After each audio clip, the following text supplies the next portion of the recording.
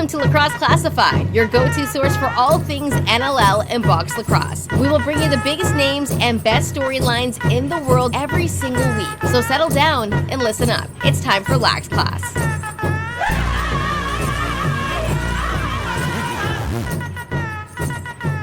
What's up, lacrosse fans? Welcome back to Lacrosse Classified here on Lax Edge, the podcast network. Jake Elliott, Lucas Arger with you, and what is it? It's episode 374. And right off the top here, you mentioned to me right after we stopped recording last week. We had a bit of an anniversary last week. You hit your 1 year anniversary on Lax Class. Funky reminded you about that, but I had no idea. You told me after, so I wanted to mention that right off the top. Welcome back, and happy anniversary, I suppose.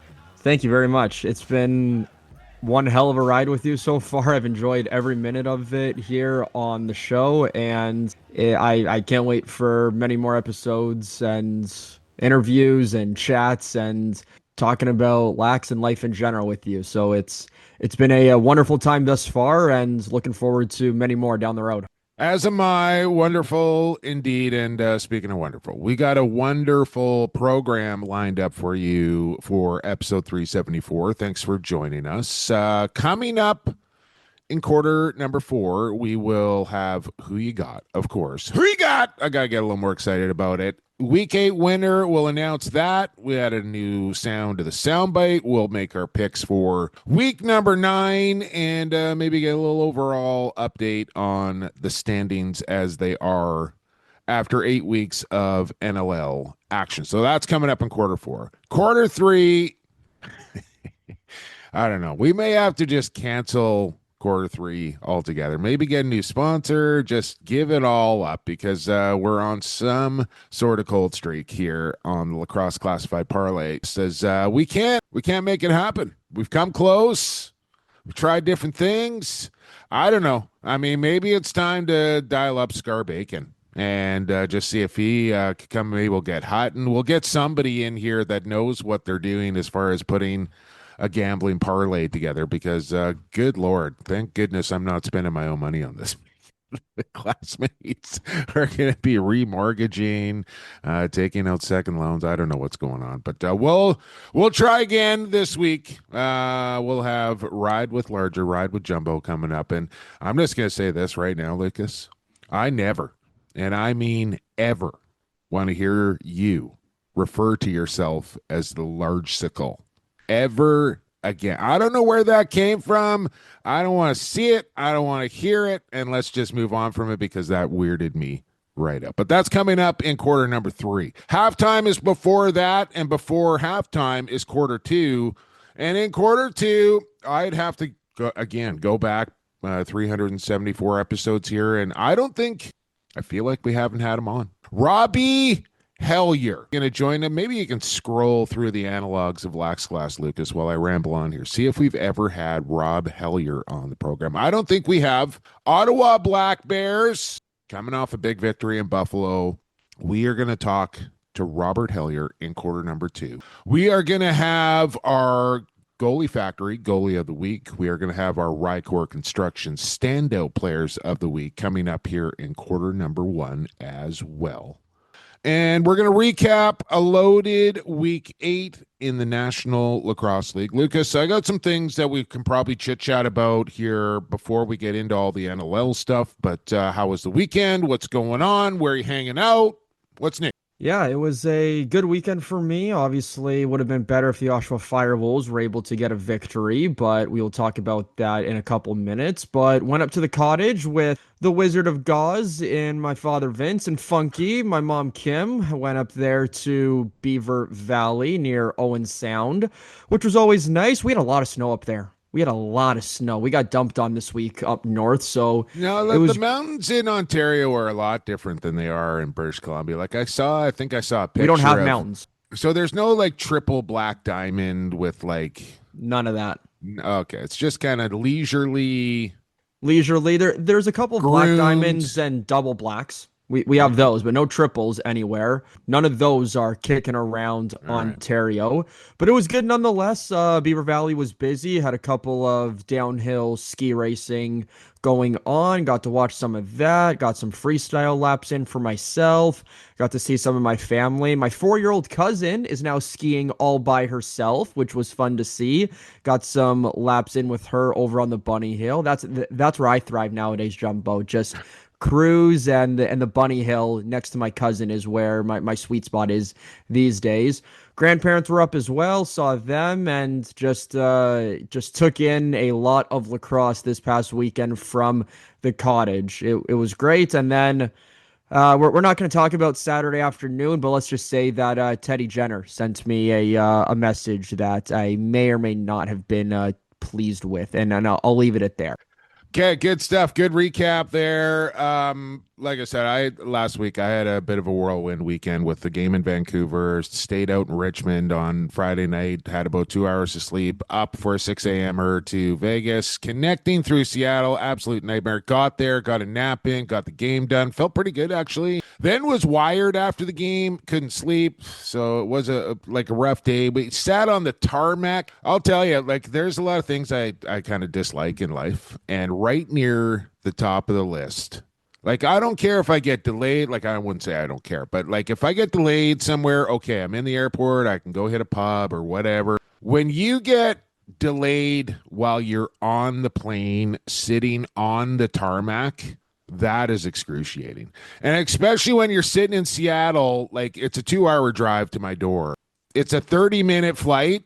It takes longer to load and unload the plane than it does for the actual time in the air from Seattle to Vancouver. And we sat on the tarmac for well over an hour, just sitting there. So no drinks, no food, because it's a short flight. So they don't got any of that. No Wi-Fi, missing football. Like just that does not sound pleasant at all. No, it wasn't. So anyways, got home Sunday.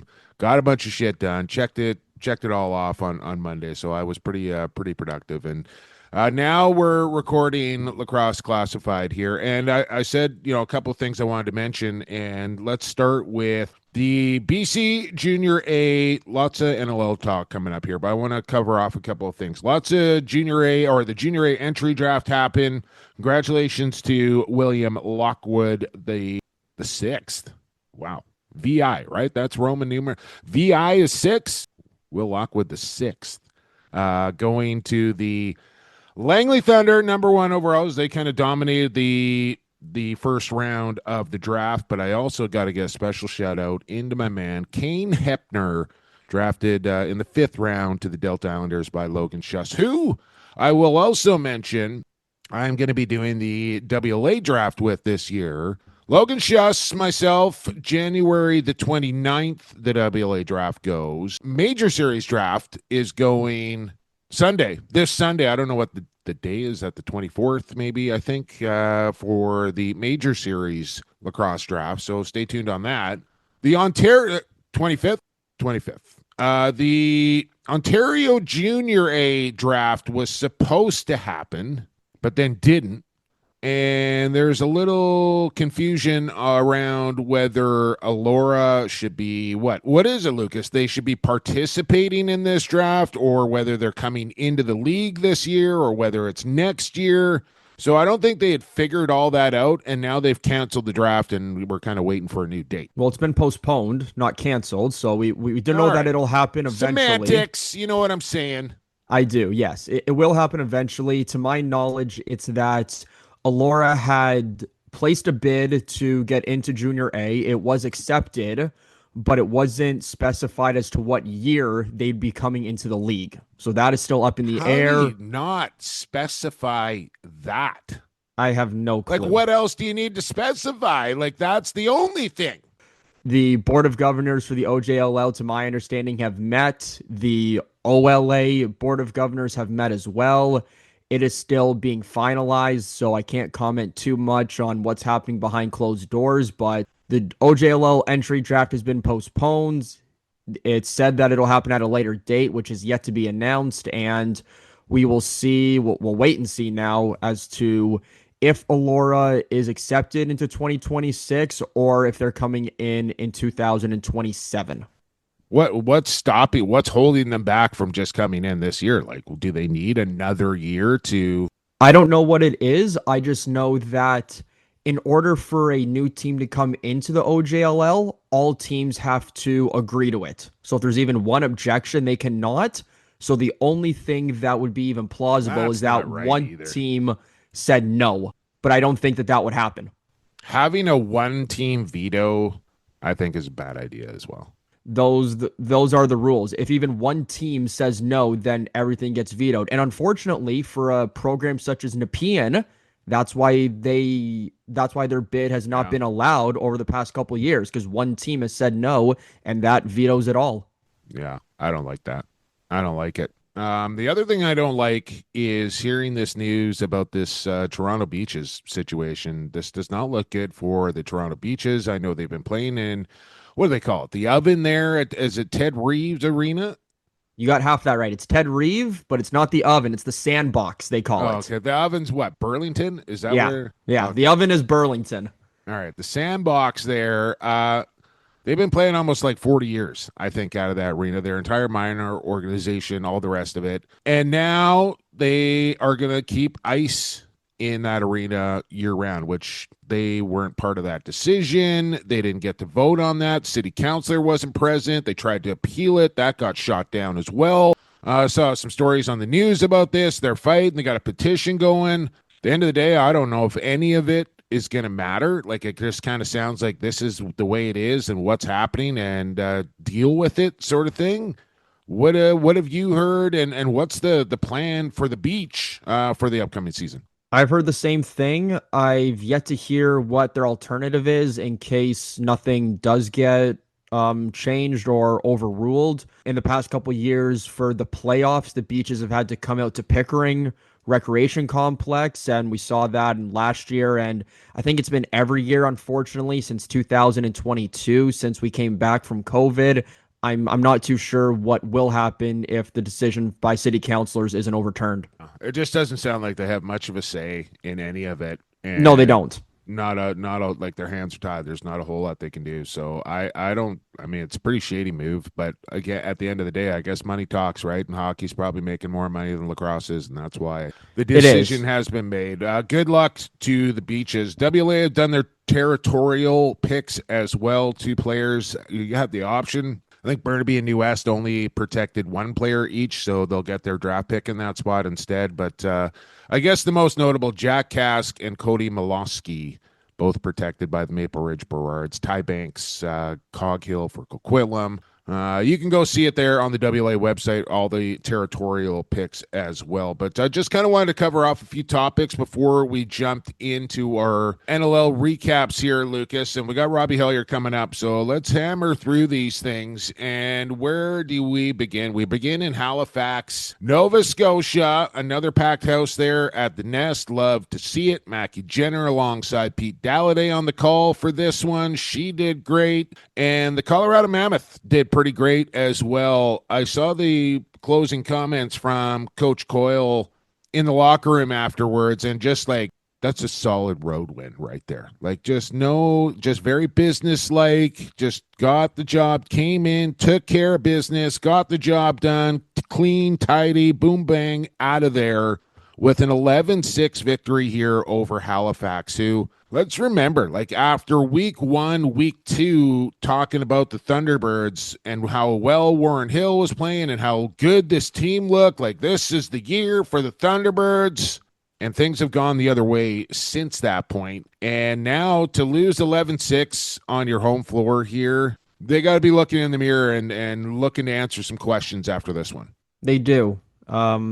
It's not the performance that they wanted to. Their special teams, especially their power play, worked out well for them, but it's depth scoring that was really the kicker. They're big guys in Jameson and Peterson, and a couple others were able to find the score sheet, but they can't keep relying on that. And Hill didn't look bad. Unfortunately, he was chased, but he didn't look bad. His defense, unfortunately, just let him down. The one bright spot, I will say, Jake, is they didn't take a lot of penalties. which is a topic of conversation we've had here over the past couple of weeks, is discipline and unnecessary penalties. They didn't take a lot. Yeah, So, just four. I mean, that's good. so I'm sure Micah Kersey must be happy on that front, but everything else, it's back to the drawing board a little bit. Yeah, I mean, maybe this says more about Colorado than it does Halifax in this game. Like, I think Colorado kind of back to full health. Q, Hannah, all of it in the lineup. Dylan looks like he's on the top of his game here. And that Colorado defense, like, they're holding teams under 10 on most nights, I would say. And to hold Halifax to 6, pretty damn impressive there from Colorado. And one of their kind of signature wins of the season, I think, when we look back on this, will be this win here in Halifax for the Mammoth. Off to Buffalo we go. And again, similar to Halifax, close to a sellout, if not right to the tits there in Banditland.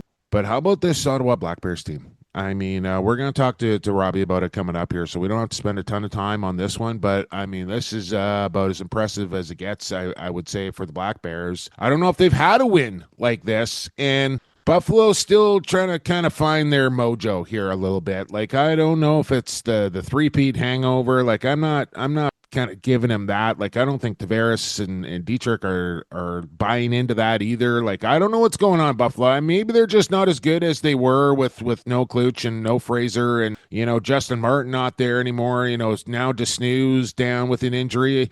I'm not concerned. Again, I'm not concerned with Buffalo, but for the first time, the Polar Bears have decided that the Bandits are not the favorite to win the NLL Cup. Saskatchewan now owns that. The Buffalo's lost 2 games at home. I don't even know if they did that last year. But Ottawa now above 500, and this was they've beat Saskatchewan now and Buffalo so far this season. Yeah, they have. And back to your point quickly, Jake, I know Buffalo lost 2 games in their home barn last year, one to Calgary when they had Nick Rose after the trade deadline, and Vancouver with Del Bianco. So I know that's right. 2 off the top of my head. But Ottawa, top to bottom, I don't know if I can say much more about that. They looked phenomenal in all facets. Zach Higgins was really good in this game for Ottawa, and when he plays like that, this Bears team can beat a lot of teams in this league, I would say. I just noticed Larson Sundown's name there, and the only reason I noticed that because he just got traded in Major Series Lacrosse for Chris Kluche as well. So kind of a big player deal there in the summer as well. So I wanted to mention that quickly. Sundown, where's he going? Coburg, and Kluche is going to the Chiefs. Just rich getting richer, I suppose, there. Where are we going next? We are going to... Where are we going? We're going... Edmonton, unboxed game. All right, let's go to Edmonton here. And I didn't have a chance to kind of keep a good eye on this as I was getting ready for my game in Vancouver, Lucas. But what did I see the announced attendance at 6,400, something like that at Rogers Place? Am I on track there? I believe you are. I'm pulling it up right now. Recorded attendance 6,900, so just under 7,000, but a decent turnout, I'd say, out there in Edmonton. I know something that was above decent was Teddy Jenner's jersey at halftime. I'll say that, bringing back the old Edmonton Rush 2010, 11 jersey from back in the day. I'm wondering, why are you keeping a jersey that you had a 1-in-15 record in? Like, I would want to burn that. I'm not keeping a jersey that I went 1-in-15 in. I'm not doing it. Okay. It looked okay there in Edmonton. I just don't know if there was enough advertising and marketing around this game to really draw the city of Edmonton to it. I don't know if that's on the Oilers Entertainment Group for not putting their engine behind it, or the league, or Calgary and Georgia. I don't know. I just didn't feel like there was enough buzz created prior to the game to really, even like the Alberta Lacrosse Association there in Edmonton. Like, was there anything happening there where they were encouraging all their constituents to attend this game? I don't know. What they did see, the 6,900 or so that were there, was a dominant performance here from the Georgia Swarm. Lyle Thompson with his breakout game of the year. You knew it was coming. 10 points for Tejas. And 19 goals here for the Georgia Swarm. And 1 ejection for one, Josh Sanderson, is he and Todd were not getting along at the end of the game. Yeah, Shooter just he just lost his top, and um, I'm not going to comment too much more on that. Shooter goes and a 10-goal loss for the Roughnecks, and Georgia. I think it's time to start talking about this team, Jake. Their goaltending is solidified in Dobson. Their defense is now bolstered with Michael Grace and Jeremy Phoenix and other guys on their back end as well. And then their offense. I think we need to start talking about the Swarm, because if they're able to keep winning, it doesn't have to be by 10 goals. I mean, yeah, I'm sure that'd be great if you're Ed Como, but it doesn't have to be by 10 or more, but just keep winning. And these guys could be real threats come May. Yeah, again, I think, Georgia's one of those teams where we've seen them look really good. We've seen them have a couple of stinkers, but they're solid all up and down the floor, no question. Like, I think they have all the pieces, and those young guys on offense are really coming into their own as well. And we kind of knew what was coming in Calgary this year. Like, I think they've had some nice performances, and they've shown when they play at their best, they are competitive. And, they have a chance to win games. But when they are a little bit off and things aren't going well, then I think they get exposed a little bit as well. So, never nice to lose by 10 to the Swarm, but that's an impressive win for Georgia. And the young kids on that Georgia offense in particular, and like Torrin Eccleston and Caleb Benedict and Keen Moon showing up, like the future, I think, is pretty solid there in Georgia. Like, they continually overturn their roster. They kind of move veterans out, they move the kids in, they let them develop, and then they move them out for more picks. And that's kind of been the MO for John Arlotta, and they got a championship to show for it, and who knows, they might be building something good there once again.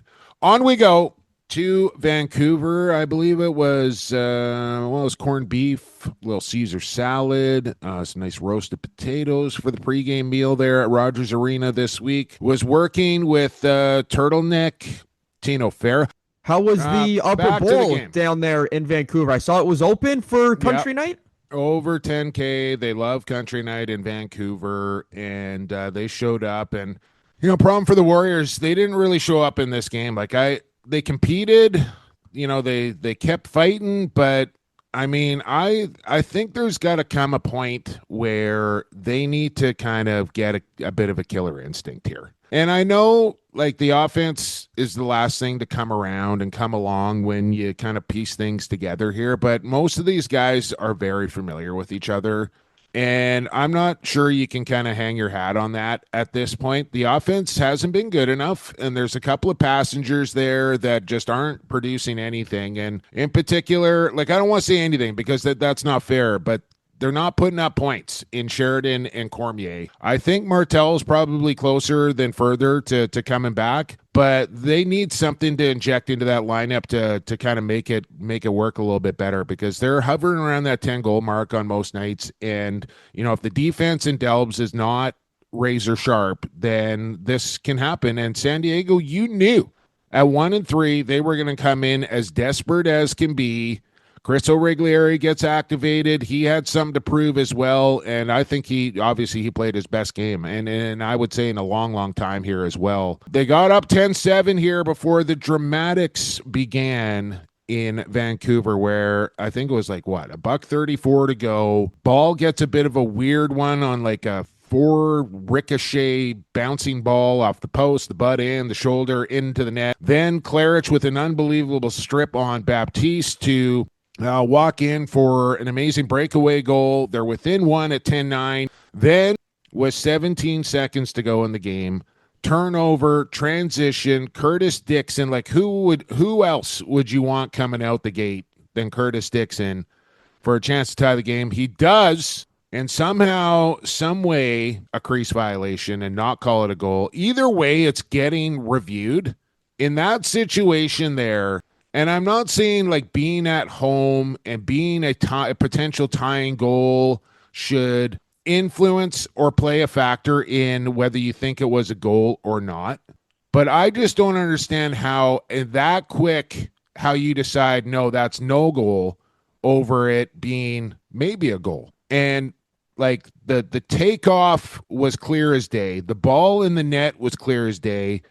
And if you can't see him dragging a knee behind Danny Logan, like I don't see how you call that off. But that's what happened. And then they couldn't find the camera angle to prove it otherwise.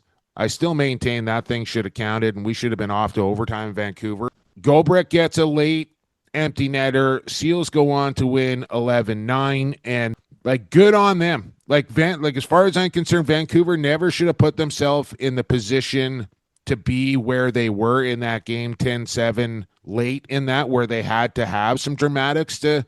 So give San Diego a lot of credit for putting themselves in that position, and shoot some blame to Vancouver for putting themselves in that position. But this is a game where they had a chance to go 4-1 for their first time in franchise history, and one of the biggest crowds that they've ever played in front of. And I just don't think they showed up until it was too late. They kind of beat themselves. They had a monster, was it second or third quarter where they scored 6 or 7, and they just couldn't come back after that. They got really, really hot, and then it's like they froze. They definitely did beat themselves. And missed passes and some decisions, and just that they just didn't look sharp. It was just it was unnecessary mistakes and unforced errors that you don't expect that from this Vancouver squad at all. Just simple. No, I mean, they get past Calgary in overtime, and you're like, okay, 3 weeks off, holiday break. Like, okay, give them a bit of a pass there. But I expected a much more motivated and focused team there in Vancouver last week, and I just didn't see it. And now, they dropped that game. And again, I'm not taking anything away from San Diego because I think they played really well, right? And they earned that victory. But now for Vancouver, they're going to Ottawa. They're coming off a win in Buffalo. This game's on TSN. Vancouver's got to go across the country, and instead of being 4-1, now they're 3-2, and they got to play a red-hot Ottawa team, and that's not going to be an easy game there for either team. Like, that is going to be, I could see overtime again this week. If you have the offense that Vancouver put out, which wasn't that great, against a really good Ottawa defense that you had in Buffalo, you could absolutely see a low-scoring overtime game, similar to what we saw in Halifax Buff, which was, 8-7, 9-8? We could see that in Ottawa. Let's go on. We got 4 games down. We got 3 to go. Let's go to Rochester, and, controversy kind of continued the following day. So a lot of, I'll say this, the fans online were not happy with the officiating that took place in Vancouver. And maybe it wasn't just the no-goal crease call on Curtis Dixon that prompted a lot of fury online, and they voiced their opinion, I will just say. The same could be said about the Nighthawks and the Nighthawk fans alike, as Toronto gets out of Rochester here with a 1-goal victory, courtesy of the mailman. Mark Matthews with the game winner. But that's not what anybody was talking about in this game. First and foremost, I hope Nick Rose is doing okay. He left this game, and it looks like he's going to be out for at least a month, maybe more. Toronto subsequently went out and traded for Stephen Orleman with the Buffalo Bandits for a 3rd-round pick. So Toronto went out and got a goalie. Troy Holochuk came in and finished this game, and he played really well. And he steered the Rock to a win. But he helped steer the Rock to a win with a little bit of help from his defense in front of him. And if you haven't seen the end of this thing, do yourself a favor, go watch, because I think Craig Rosimski and Brendan McDaniels actually did a really good job of kind of explaining and pointing out what should have happened and why it should have happened and what didn't happen. Like in the Vancouver game, there was a call on Matt Beers for Rule 67.16 for acting like a goaltender as a defender in the crease. Again, I'm going to keep you out of this, Lucas, because I know you're an official. You have hopes of officiating in the league one day, and I don't want to put you in a tough spot talking about this rule and how it was called or not called in this situation. So you got to pass on this one. But 67.16, essentially the genesis of the rule is to call defenders for acting like a goaltender in the crease. And in particular, I think the rule was made for players that were putting their stick down between their legs and actually getting into a goaltender. Like by the end of it, Paul Dawson was doing that. He was getting in a goalie stance in the crease and acting like a goalie. And that's how this rule came to birth. And part of the competition committee just happens to be the GM in Rochester and Dan Carey. And it's a bit of irony here that one of the guys that helped implement this rule or come up with this rule gets absolutely cooked by it, not once, but twice. And not only twice, but in the most crucial moments of the game. Coming down the stretch under 2 minutes in a 1-goal contest, and you get 2 prime examples of why the rule was brought in.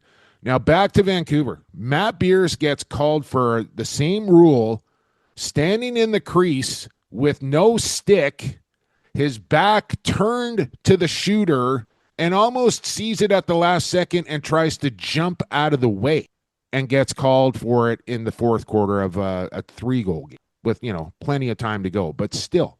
And I'm kind of scratching my head like, that's not what they brought the rule in for. That's not the definition of the rule. But therein lies the problem, is the definition of the rule. And it's being interpreted 1,000 different ways right now by each and every official that has to try and call this rule the way that they think it should be interpreted. So part of me, I think there's enough blame to go around here. And I think the rule was brought in too quickly. I don't think it was talked about enough and really kind of deciphered, okay, are we sure we want to do this sort of thing? It was a bit of a snap decision, it felt like. And by the way, Paul Dawson is on pace for more blocks than he had last year, and he hasn't been called for the penalty once, just so we all know that. So B, I don't think this rule has been explained clear enough to the officials on exactly what they're looking for, the criteria to call this penalty, because I've seen it called and then not called in a variety of different ways. And I just don't think there is a clear-cut definition of the rule. Is the intention to stop guys acting like a goalie? Then okay, but we're calling guys that aren't even near acting like a goalie. We're calling guys that the ball is not hitting in the crease. We're calling guys for all sorts of stuff, and it's is that I don't know, maybe. Oh, yeah, I guess it is. But then in Rochester, you see 2 times Rock defenders intentionally in the crease and intentionally try and block the ball while they're in the crease. And neither one gets called. And on top of that, I think I saw Graham Perreault put out that the announcers were talking about how it should have been a penalty shot under 2 minutes. He said 30 seconds. I don't know where he's getting 30 seconds from. It's a delay game penalty under 2 minutes. It's a penalty shot. So Ripper and Brennan had it right. Back to it. Twice it happens. You see Billy Ostrauser jump up and starfish out and block a shot. Rochester should have had 2 penalty shots. Maybe one was just before the 2-minute mark, but either way, one should have been a power play. The other should have been a penalty shot. It's a 1-goal game. 2 prime. You're not going to get a more obvious example of the infraction that you were hoping to get, and those are the 2 that don't get called. So here it is.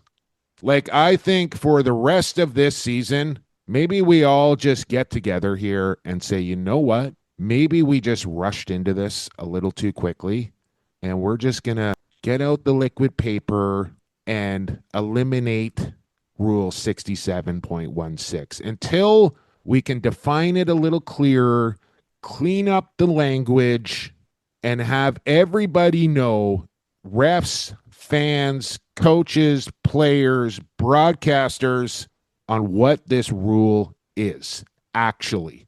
Because right now I feel like nobody has an idea on how to call this rule properly. And I think it just cost Rochester a win. So how much more how further down the road do we need to go before we all just kind of say, you know what? maybe this wasn't the right thing to do here. I have seen a couple of ideas, one coming from our good buddy Patty Gregoire saying, don't make it a penalty. Just make it a 30-second shot reset. Okay, I don't mind that, but it doesn't clean up the language of, well, should that have been a 30-second? Like, it's the same thing. Is it a penalty? I don't know. Is it a 30-second reset? I don't know. It's the same language. So they have to clean up the rule, and until they do that, get the rule out. Like, I don't think it's serving its purpose, and it's only causing confusion and a little bit of embarrassment. And they're putting these officials in really bad spots because they just have no idea what the penalty is. So I know that was pretty long-winded, but like, enough's enough. Like, it's not working. So can we, I don't know if they've ever done that, like just taking a rule out, but if there was ever a time, as far as I'm concerned, that's it. Yeah, I mean, if you want to chime in on this, Lucas, feel free. I don't want to put you in a bad spot. I appreciate that, Jake. Thanks, man. It's tough because you're right. Officials are put in an extremely difficult place and position to officiate the sport, and especially this league. There's so much going on, and for them to call everything, it is very, very difficult to do. Do I agree with Gregoire that it should be a 30-second reset? Potentially.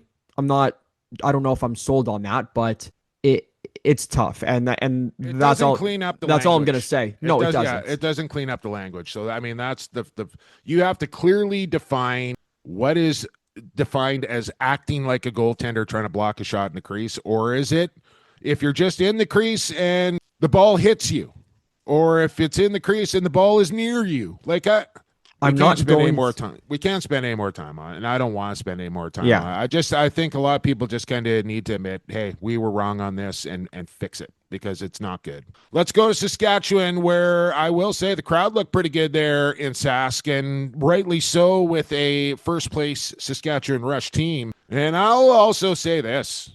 Ryan Keenan is my favorite to win the MVP right now.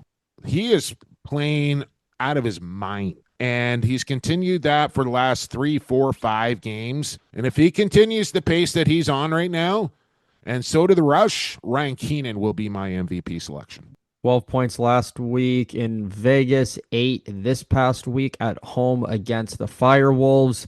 Man, is this guy on a tear right now, and he's showing no signs of slowing down. There's a reason why he's leading the Rush in points right now. He is on fire. He is doing something that is... I can't remember the last time someone's been on this hot of a tear in Rush history ever. Well, I mean, maybe a guy by the name of Mark Matthews has done that. But Oshawa continues to get cooked in the faceoff dot. Naso dominated. And when you give the Rush possession after possession here, they're just going to run you down. And going into Sask and trying to win has never, ever been easy. And more than ever, it's not now. And that was a tough game there for Oshawa. I mean... I don't think they played terrible, but they weren't beating Saskatchewan. And 15-10 the final there.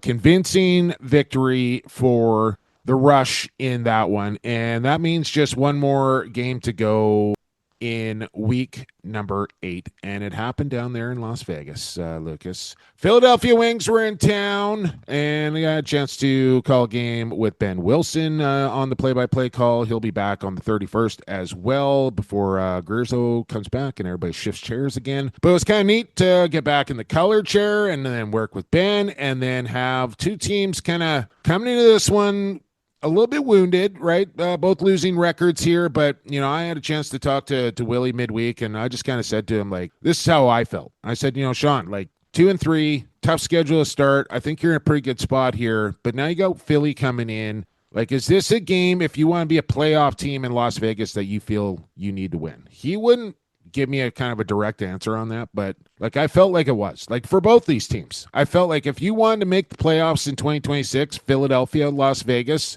win this game. Beat the team in front of you that you think you're better than.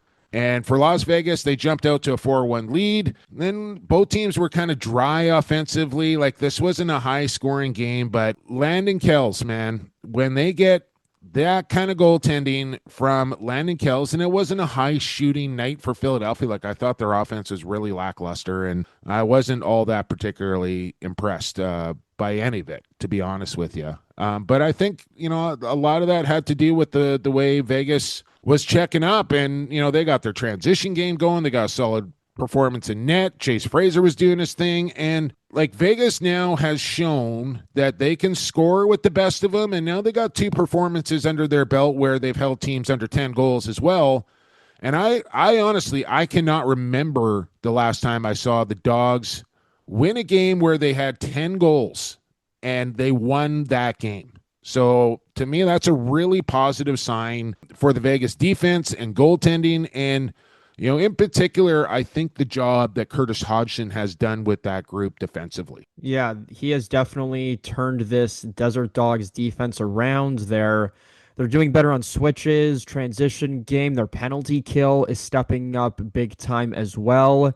And I think discipline as a whole, Lucas, like they're just not taking stupid, shitty penalties like they have the last couple of years. Like they just don't do that anymore. They took 2 penalties in that game. That's it.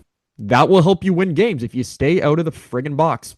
Oh, how about the hit from Drew Belgrave on Sowers, too? Did you see that?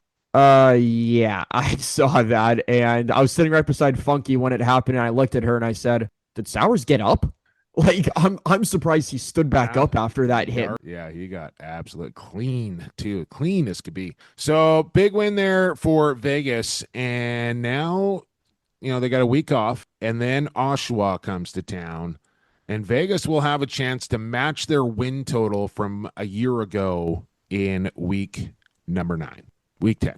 We got this week off. So there you go. There's week 8. Hopefully we covered that off as best we could, and we still have a ton of program to come. We're off to the Factory of Goalies. For the Goalie Factory, Goalie of the Week. Big save, Chiliano. Rebound call, Crime Stoppers. Vince just scored a goalie goal. Jameson somehow comes up with the stop. Larceny. And here's Shane Jackson off the bench. And there's Christian Del Bianco with a stick side save. Goalie Factory Goalie of the Week is brought to you by the Goalie Factory. Go figure.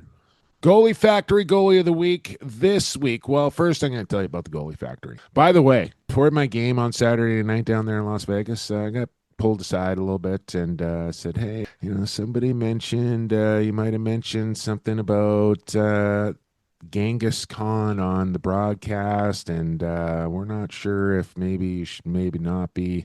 I said, okay, I don't want to make a big thing. I won't say Genghis Khan anymore on a Vegas broadcast. So Genghis, I don't know if we're going to be able to get Genghis going. I think that might get shut down anyway. You look confused and lost, Lucas. I don't know why people are saying that you can't say Genghis Khan on a Vegas broadcast. He's a property of Vegas. No, I just I think it's maybe he had a bit of a checkered past when he was ruling the Western Hemisphere. 3,000 years ago. Anyway, something like that. No more Genghis. We'll just let that one go. That's a disappointment. I mean, I suppose we could still say it here on the podcast, but anyways, Goalie Factory, they're making you better at playing the position of goal. Sport-specific skills to empower athletes in both box and field lacrosse. And whether you're beginner or you're experienced, they're there to take your game to the next level, build your confidence, and achieve your goals. Give them a follow on Instagram, TikTok, Facebook, and book your spot today through the link in their bio at Goalie Factory _. And if you can't do it in person, you can do it over the Zoom. They got video coaching. They got training programs. They got it all at the Goalie Factory. Become factory built by visiting at Goalie Factory _ today. This week's Goalie Factory Goalie of the Week. Lucas, I don't know if you got the numbers pulled up in front of you, but Zachary Tendy Bear Higgins. Just talked to Rob Hellyer, forward. Now we're going to talk Zach Higgins, goaltender, as he beats the Buffalo Bandits in Buffalo. Large part in due to the gameplay of Zach Higgins in that one. Welcome to the factory, Higgy. 45 saves on 54 shots, holding Buffalo to 9 goals Not a lot of goalies can say that. That's for sure. I'd obviously have to go back and check the stats and the record books, but if you hold any team to 9, that's pretty impressive. But to do it to the 3-time defending champions, whoo, I bet Higgy is on cloud 9 after only allowing 9 goals to Buffalo.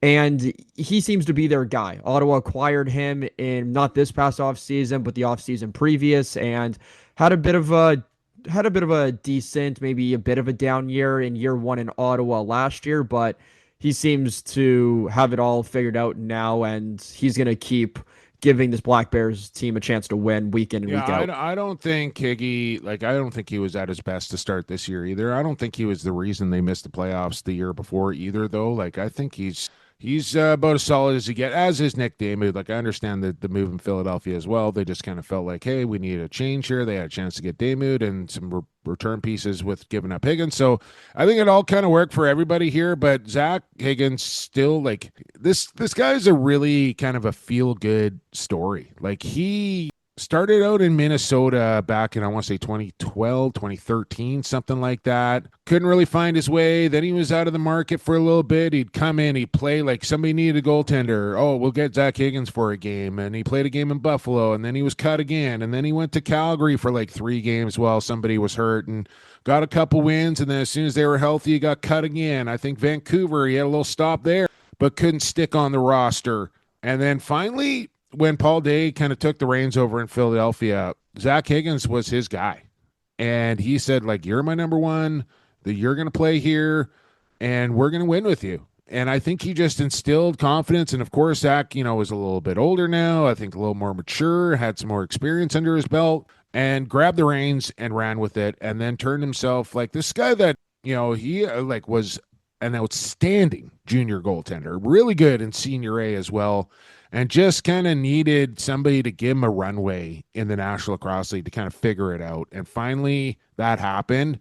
Now, I wouldn't put him on kind of the podium of top 3 in the league, but man, he's right there as far as upper echelon goes. Let's go straight from the factory, as we always do, right to the construction site. RyCor Construction site for our standout players of the week.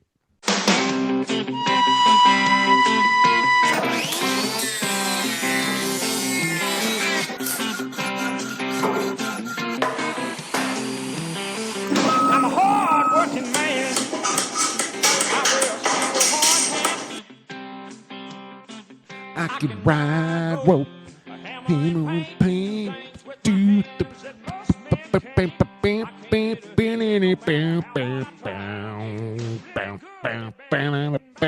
hard-working man, RyCor Construction. Standout Players of the Week, brought to you by RyCor Construction. Over there at RyCor, speaking of RyCor, now 2-1.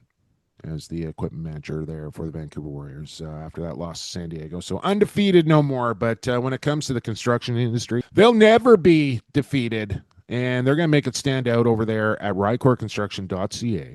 Serving the Lower Mainland, kitchens, bathrooms, full home renos, additions, flooring, finishing, backyard transformations, they do it all. And they make it stand out. 20 years in the construction industry, quality craftsmanship, exceptional client experience, you're going to get it all. Go check them out at RyCor Construction Inc. on Instagram or Facebook and see the work for yourself. And then let them make it stand out for you over there at RyCor. Who stood out for you, Lucas Arger, in Week 8? Well, there were 2 players. One, I will have to give an honorable mention to probably his best NLL game in his short career. You got to see him, Jake. That's number 51 of the Seals, and Pat Cavanaugh. He looked very good. But I think this week I have to go a province to the east, to Alberta, where the NLL's unboxed game was being held in the Georgia Swarm taking on the Calgary Roughnecks. And for the Swarm, Torrin Eccleston, he was doing everything for the Swarm. Activated this past week from the injured reserve, comes back, and no big deal for him. He comes back and he just says, I'll put up 4 goals for you guys. 4 goals, added an assist, had a couple of loose ball recoveries as well. And it's been tough for him, couple injuries. And we know he had one last year, took a lot of time off, but if he's in the lineup every single week and he stays healthy, just keep feeding him the ball. I was pushing for Landon Kells to be goalie of the week.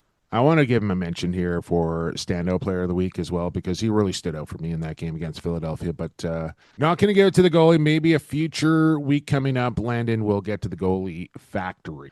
And I was kind of searching through the other games. I thought Callum Jones had a really nice game for Ottawa, but we had Hellyer on. Higgins was the goalie of the week. I didn't want to go full Black Bears here on the program, so I skipped along. And I noticed that in Toronto in that Rochester game, and you would think with all the Rock defenders there, the name I'm going to mention to you here, along with, I will say, Brad Cree, who does get mentioned on the pod quite a bit.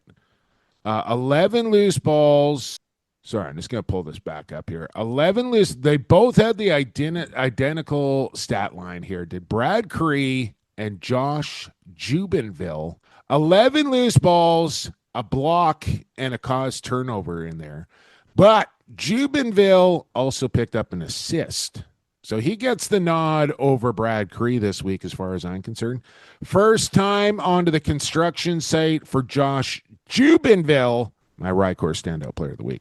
Saw Jubes play a lot last year when I was with the Rock, and he's kind of one of those glue guys on defense that you need, Jake. He's quick, he's fast, he's able to take draws for you. He's kind of a Swiss Army knife. And another thing, he just loves running. If he gets the chance to go in transition, he's gone. And what was that? Like he just sprints and he just accelerates. He loves running. So number 33, Double J, is coming on to the construction site along with Mr. Torin Eccleston. Welcome, boys. Get your tool belt on. You're in for a little hard labor at the RyCor Construction site, but you are this week's standout players of the week. And that brings a close to quarter number one, but just getting the podcast started here on the Lax Edge Podcast Network. Quarter two means Rob Hellyer of the Ottawa Black Bears. We're right back after this. This is Ty Kurtz, and you're listening to Lax Class. Welcome back to Lax Class. We're into the second quarter of action here on episode 374. And as you may or may not know, quarter two is brought to you by Edge Dynamics, where they understand that every brand has its own distinct story and potential, and their mission is to help unlock that potential by crafting marketing strategies that resonate with your target audience and drive measurable results. They pride themselves on the ability to merge creativity with data-driven insights, creating campaigns that are not only visually compelling, but strategically sound. It's a lot of words, but they're going to help you out. That is the bottom line. At Edge Dynamics Digital, take your brand and sharpen it up, and then take it to a global level. That's what they're going to do there at Edge Dynamics. EdgeDynamics.ca is where you want to go. This guy's been sharpening his brand for, I want to say now, what are we here, Rob Hellyer? We're into year 14, 15? Where are we at? Yeah, 15. I don't know how you count it with the COVID year, and I blew my knee one year. I didn't play. But yeah, 15 since I've been around, 2011. 2011. And, you know, that seems like a long time ago, and I guess it kind of is. But you came into the league at such a young age that you're still a pretty relatively young guy. Like, I don't know if you're still in your prime, Robbie, but you're not that far removed from it if you are. And I think you still have a lot of productive years ahead of you here. How are you feeling 15 years into your career? Good, actually, like really good, especially being around like this team that I'm on with Ottawa is a fairly young team. So it keeps me young, and, you know, I don't feel 33 by any means. So it's always fun going to the rink, seeing everybody. The energy's high. So it's a lot of fun. I feel great. And try to get as many more years in it as I can. Think about that. 15 years into the league and only 33 years old. Like that, I don't know how many people can say that. I don't think anybody else in the league can probably say that. A lot of years in Toronto before making the move to Las Vegas. And I know, like, a lot has kind of happened in that time, Rob. Like, you know, the move from Toronto, there was a lot of talk that you were going to move to LA or get on the West Coast, and that was kind of part of the reason that you wanted to make a move to a West Coast team. I don't know if that ever transpired, but, you know, a couple years there in Vegas, and then off to San Diego, still on the West Coast. You're traveling back and forth, and then, you know, you find a home here in Ottawa. And I imagine like just your body clock alone has helped you be able to perform at a peak level, then like I don't know if people understand how difficult it is to go from the East Coast to a West Coast, get a practice in at like midnight, and then wake up and try and be at your best the next day. That's a hard road to kind of go down on a week basis. It is, and I didn't realize how hard it was until I did it. Like I knew a lot of guys who've done it before, and they said it was hard. But being on the East Coast and like just practicing Tuesday nights and being able to just walk into the game feeling fresh on a Friday or Saturday is completely different. And then we were living in San Diego, which was great. It is great down there, hey. Like I mean, what a being place. out there full time, but then Yeah. like it's very, very hard. Sorry, I think I might have got cut off or you did, but just San Diego as a whole. Like, does it get any better than just hanging in SoCal? No, it doesn't. It's a different world out there. It obviously moves a little bit slower, the pace, but just being in the sun all day, we were on the beach every single day with the dog. He was swimming. We were in the water, went swimming Christmas Day. Like it's not like the Ontario winters by any means. It was a great experience. I'm glad we did it. The move from SoCal to Ottawa obviously is a little different weather-wise, Rob, but how are you liking it so far being out there in the nation's capital? It's cold. No, it's awesome. I love it. It's refreshing just being around a younger group, keeping me young, like giving me the energy that I need really to do what I need to do in the league. But it's just a lot of fun in the room away from the game too. So it's a really tight-knit group, and it was pretty easy just to kind of slide in there and do my thing. We're here with Rob Hellyer, and we had Dan McRae on prior to the season, kind of previewing the Black Bears upcoming season, their roster. You hadn't been acquired yet, but we asked Dan, like, you know, if you had a wish list, like what are you kind of after as far as free agency goes? Like it wasn't open yet. He goes, well, we really kind of want somebody to kind of we need a dominant right-hander to kind of balance the floor with Jeff.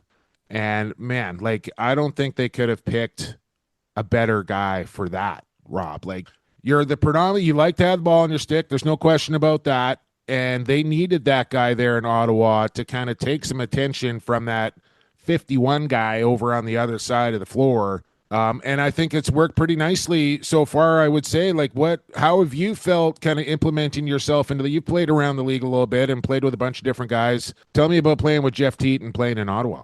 It's really hard to explain how good he is. It's more so like how smart he is on the floor, and he does everything right. So he shoots the ball incredibly accurate. It's not the hardest shot in the world, but he puts it exactly where he wants to put it, and then he's always in the right spot. Being with him more and more, you see how hard he works. And there was a goal, I think his fifth goal in Buffalo.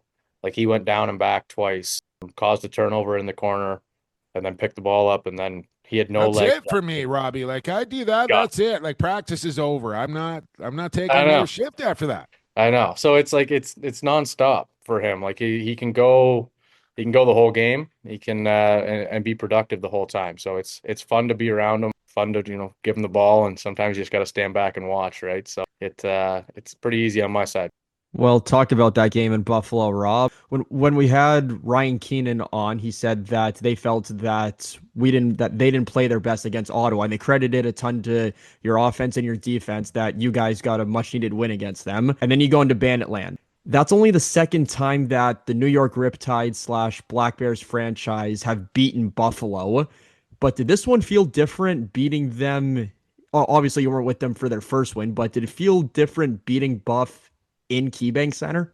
Yeah, it's always a different feeling when you can win there. I mean, you personally, how many wins do you have over your career in Buffalo, Rob? Not a It can't ton. be many. My wife asked me that too, how many times I've won there, and it's not many. Like, it's a very hard place, and I played there 3 times a year for 10 years, whatever it was, when I was in Toronto, or twice a year, whatever. So it's not an easy place to play, but like we scored the 10th goal, and you see people walking out of the stands 5 minutes left, like, and then they come back and make it 10-9, right? Like it's a very dangerous team. So you gotta make sure that if they are down, you got to put them out. But it was a fun one to get, and we deserved it. We played one of our best games. And how about being coached up by Danny McRae, who, like, I don't know, what is he, Rob? Like 5, 6 years older than you? Like, Yes. not by much, right? I mean, that's a bit of an interesting dynamic. You being kind of the elder statesman on the team, and then having a coach that you've, battled against for a lot of years as well in the league. It's fun. Like it's a different dynamic because obviously I have a different bit of a relationship with him as a friend too. You can banter back and forth. You can say a couple different things than I could with a couple other coaches maybe, but at the same time, the respect's there as the head coach and as the decision maker and the guy that is making the calls and really determining how the game goes for us. So he's done an incredible job separating himself. He was the captain of this team, was it 3 years ago? So I think he's done an amazing job separating himself from that, and really now he's the head coach GM. When you look at the Ottawa roster as a whole, and Lucas mentioned the win against Saskatchewan, now you got a win against Buffalo. This team's looking pretty good, man. Like I kind of looking up and down, solid goaltending with Higgy there. You got a big stud there in Callum Jones on the back end, pretty rough and tumble, guys, noseworthy company back there. Some nice veteran presence on the offense, some energy guys up there as well, like Sonny and Dunny running around. I'm not seeing a whole lot of holes or weaknesses in this team. How far do you think this Bears team can go this year? That's a big question, I guess, with this group. They've never made the playoffs, for one. So it's getting over that hump first. That's step one, hey. Like that's the focus right now in Ottawa. That's Just focus. getting the dance. Yeah, get the home game though. That's going to be cool. Being able to, have that game in Ottawa and give the fans that. But at the same time, like it's a mentality thing for us. It's not really about the skill level. We all know it's there. It's like deciding that we are a really good team, a top team in this league, and being able to make a playoff push and see how far we can take it. But I think it's all between the ears for us. You've been around a lot of different franchises in your career, Rob. I mean, you said you spent a decade in Toronto, so you know what their fans are like, Vegas and San Diego. But now that you're in Ottawa, the centers out there in Eastern Ontario and even into Quebec, they're starting to grow. So just from a, player perspective, what are you seeing from the fans and their support coming out? Obviously, in their, your first couple of games, I know attendance was low a little bit in around the holidays, but just talk about the support that keeps coming out day in and day out to support you guys. Yeah, it's getting better and better as the games go on, I think. I don't know what the numbers are. You could correct me if I'm wrong there, but it's like when you're actually playing the game, it is loud. They're into it. They're learning a little bit more as they get going too. So I think being the second year up there and having more exposure to the younger groups and getting those people out to the games is going to be big. And then we just got to win more games to get more people in the crowd. So that always helps. Well, you're going to get another test this week. You're getting Vancouver coming in, big TSN game of the week here. Warriors are probably going to be pretty pissed off here, Robbie, with letting one get away from them with San Diego there, your former club. So this is going to be a real test for you guys. What kind of game are you expecting against the Vancouver Warriors this coming? I think it'll be similar to Buffalo. The size of their defense compares to the Buffalo, so like they're probably bigger than them, but then very strong on the front end too with a great goalie. So it's like I think it'll be a lower scoring game like it was in Buffalo, but at the same time going to come down to work ethic because we got beat up on the offensive end and we had to really take a beating out there to actually get some goals. So I think it's going to be the exact same thing against Vancouver because they're dangerous every single. They're big back there too, Robbie. Their offense is big too. Like everyone's big on that team. So You've never been on the show before, Rob, so I know a little bit about your lacrosse background, but I want to ask you. It's not often that you hear a guy from Lions Head, Ontario, and I've been up there a lot. I got a cottage a couple hours away, so I've gone up there before, but you don't hear many people out of Lions Head picking up a lacrosse deck. How did you get out of Lions Head and find the game of lacrosse, or as Jake puts it, did lacrosse find you? two of my cousins played and they were throwing the ball back and forth on the beach one day and I saw it and it looked fun. So I went to a first timers clinic and loved it and played house league one year. And then the rest I went to Owen Sound. So it's an hour away from where I grew up. So that's where I played minor the whole time.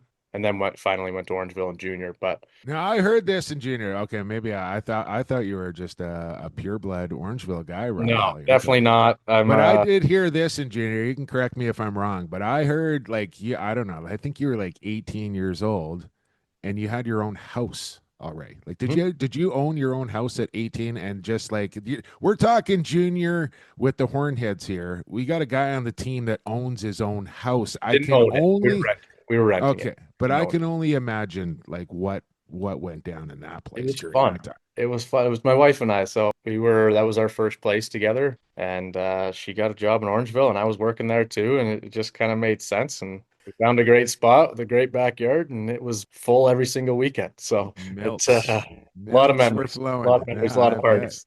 And It where are was you fun. hanging out now? What you look like you got a pretty nice spot behind you. Where are you hanging out now? It's just outside of Barrie. So it's kind of on the southwest end, about 45 minutes from the airport. It's pretty Okay. simple, easy to And get around. you're still in the real estate game? Is that that's kind of your trade, right?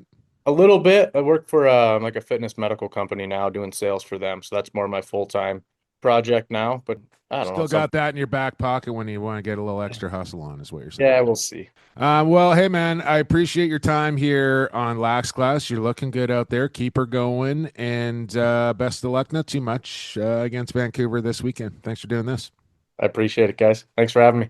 Thanks for coming on. There you go. There he is, Rob Hellyer. This guy's put up a lot of points in the National Lacrosse League, Lucas. And like I said, just 33, but in the league since 2011. So he's not going anywhere anytime soon. Like, I think he's going to be right near the top of the books when he's all said and done. Definitely. Been around for a while and showing no signs of slowing down. And he just continues to amaze people every time he steps out on the floor. So looking forward to what else he and the Black Bears can produce. And you said it, they will get right back to it Friday night from the nation's capital. There you go. There he is, Rob Hellyer. Let's take a break, halftime. And on the other side, Lax Class Lock of the Week brought to you by Coolbet. Stay classified.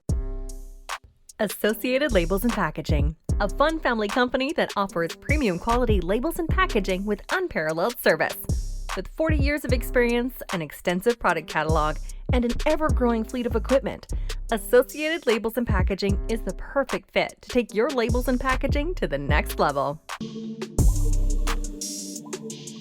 This is Zach Mans. You're listening to Lax Class. Halftime is over. Quarter 3 is now underway, and it's brought to you by Associated Labels and Packaging.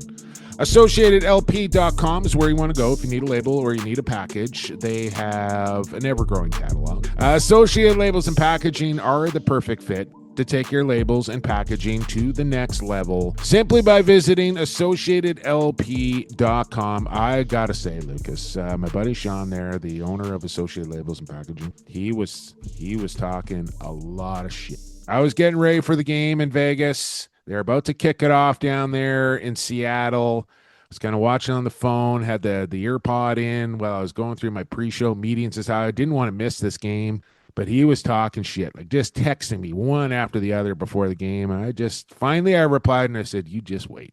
You just wait. And then after the game, 41-6, the final for my Hawks over the Niners, or the Whiners, as I like to call them. And I waited, and I waited, and I waited. And then finally, right around midnight, I just started spamming him with Hawk gifts and all the rest of it for a good solid hour. Good thing we secured the sponsorship before that. The Broncos also won, Lucas, which means the Broncos and Seahawks one step closer to the Super Bowl, which means one step closer to getting on Dowick's private jet and heading down to Santa Clara for the big enchilada. Now, although the Broncos won that game, I know Buffalo, I'm sorry, you got hosed. I get it. That's an understatement. Bo Nix broke his ankle on the second to last play of the game. So now they got to take on the Patriots with no Bo Nix and a quarterback that has played one play this year. I don't know if the Broncos are going to make it to the Super Bowl. So the dream might be over of a Broncos-Seahawks Super Bowl in California. The only good news coming out of that is that Broncos are at home. So they have 75,000 plus fans, Bronco Nation behind them, and they don't have to travel. Taylor Stidham, I think, is the guy coming in. It'll be a good game. I know the Patriots are going to throw everything they have at the Broncos, but they have to travel across the country. Denver just gets to chill in Colorado. I just want to go to the Super Bowl in a private jet. That's all. Well, I know that's what you want to do, and it sounds like it'd be fun. And personally, I want Denver to win. Not because, yes, I know they beat Buffalo, but I can't stand Pats fans. Not for the life of me.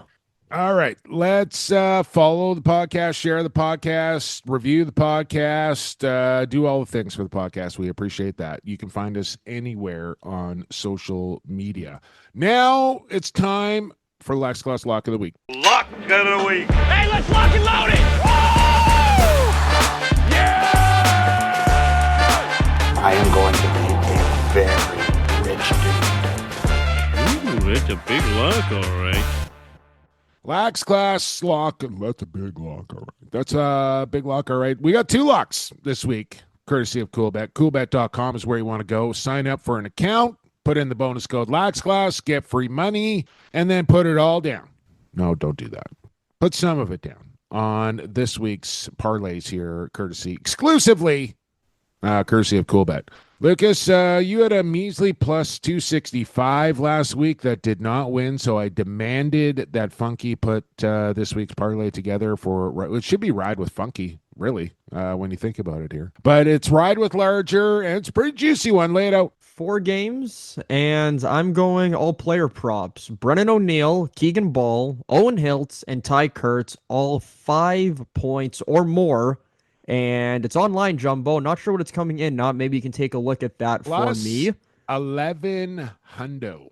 Ooh, that is a juicy one. That's a cool bet. Polar bear return of 240 on 20 jumbo bucks right there. I mean, we can recoup the entire season if Ride with Larger comes in this week. 4 games, 4 player props. Let's hope it comes home. That is my lock of the week. Jumbo, what's yours? Much more conservative, but still, I mean, you're getting good return here. Plus 650 after the cool bet juice up here. So 20 on this will get you 150 back. And I went with all winners last week, 2 for 4. Not great. So let's turn our attention to the over-unders. Now, not every total is set. As far as, well, every total is set, but I've changed the totals on my parlay. Let me just say that. So some are higher at like 23.5, 22.5. Some are a little bit lower at 20.5. I have gone all 4, 20.5. So all games have to reach 21 goals total, but it doesn't matter who wins, who loses. All 4 games just have to reach 21 goals, and you're going to win. There you go, plus 650. Hammer the overs. If you know Jumbo, he likes the overs. If you're new to the podcast, get used to it. Yeah, Jake I mean, now I'm a little bit nervous overs. with that Higgins-Del Bianco matchup. I'm not. I just think the Vancouver's offense, they're going to have a bit of a breakout, and you know, we're talking Hellyer and Teed here. They're going to score their fair share of goals as well. So I think we can get to 21 in that one. I think we can too. Speaking of getting places, let's head to quarter number 4, or is there anything else the classmates need to know? Nope, I think that's it. One more quarter to go. It's quarter number 4. It's who you got. This is Mitch Belisle. You're listening to Lax Class, and now it's time for another round of Who You Got.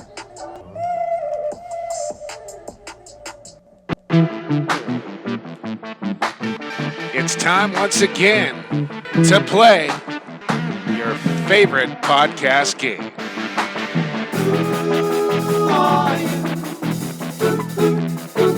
Who you got? Who you got? Who you got? Who you got? Who you got? Who you got? Who you got? Unka Hotqueni. Who you got? Who are you? Who? 7 out of 10. I'll take it. A little high. The pitch was a little high. Like, I think you got to bring it down an octave or 2 next week. Roger that. I mean, I think the timing was okay. Just the pitch was a little high. You got it. You just heard right there, brand new addition to the Soundbite repeat winner. Hope I'm saying this right. Straight out of Maple Ridge, Dan Morius.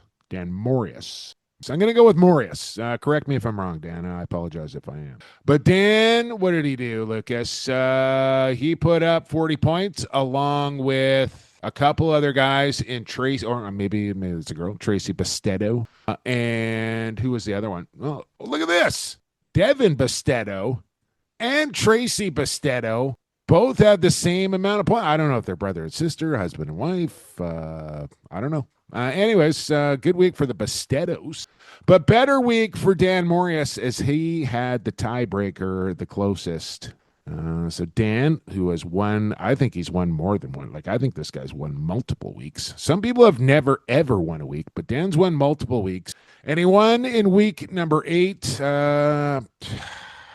3 for 4 for me, Lucas. Not good. I think I dropped a couple of spots. It's not going well. We're on to week 9, but Dave Patton still at the top. Wayne is there. DJ is there. My man Willie still in the top 10. Down the list we go. Funky was awful again, Lucas. Is that correct? How'd Vinny do? I didn't even see Vinny. I can't find Vinny.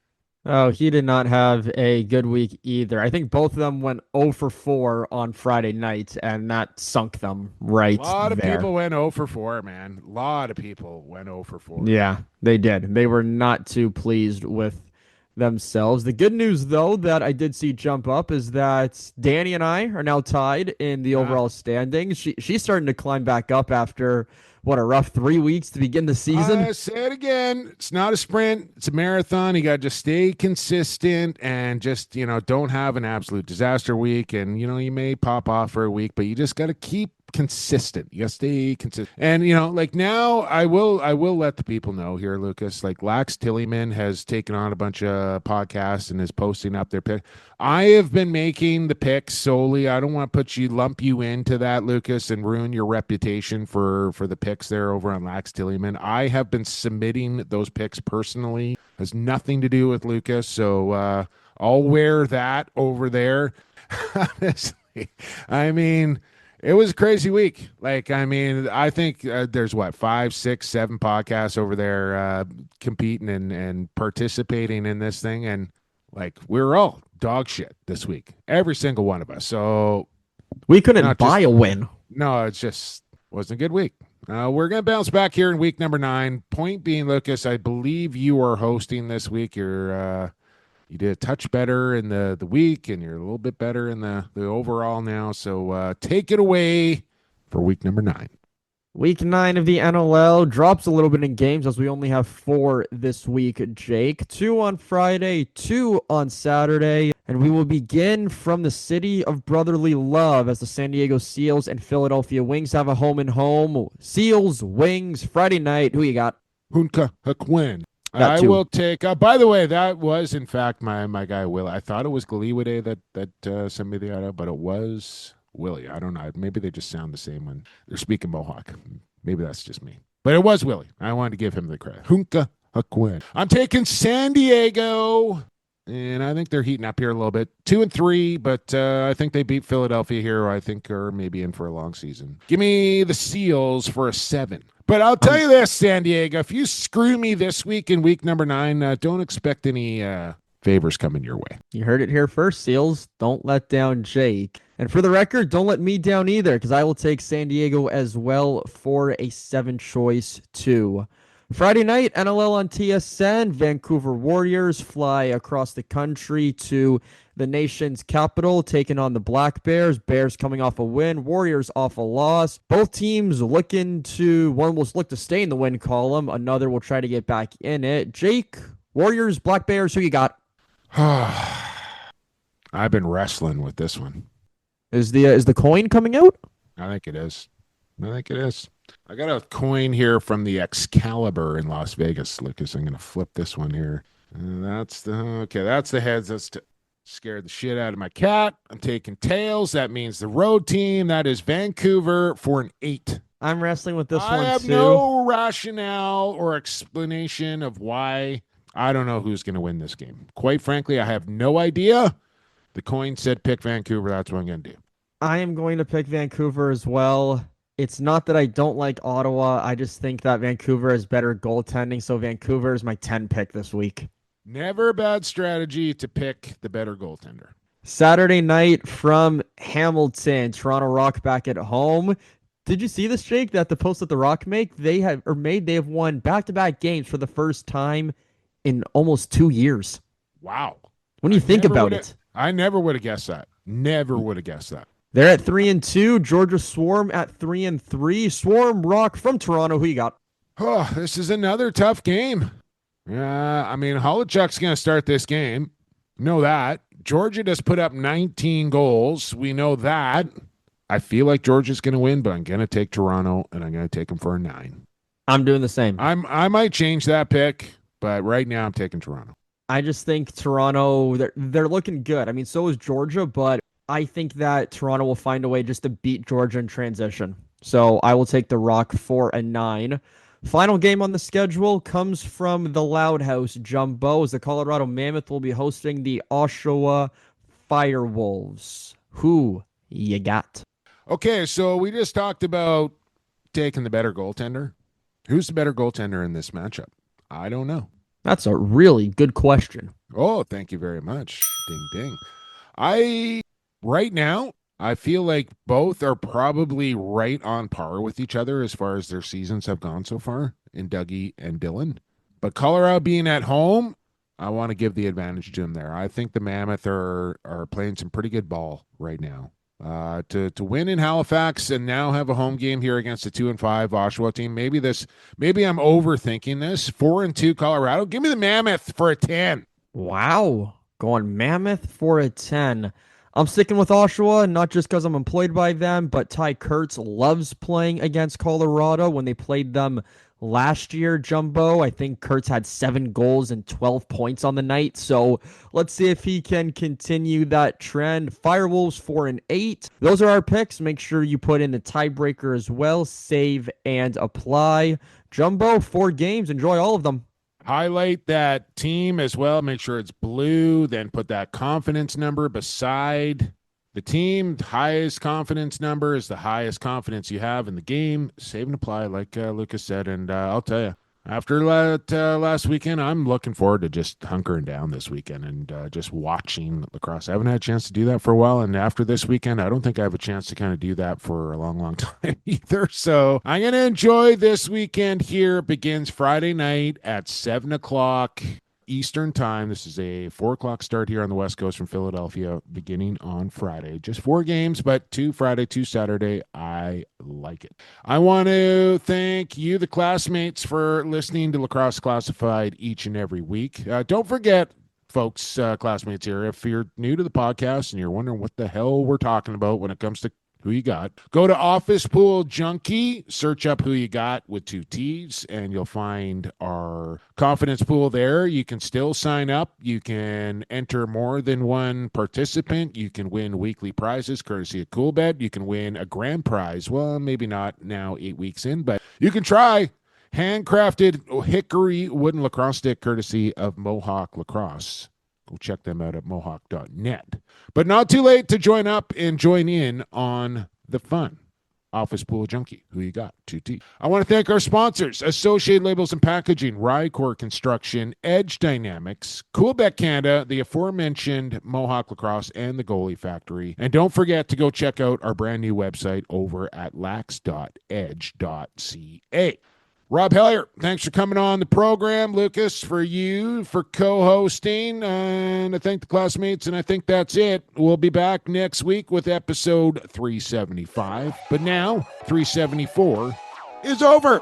For Lucas Arger, I've been Jake Kelly, and for the fastest game on 2 feet, for the Crater, stay safe, stay healthy, and stay classified.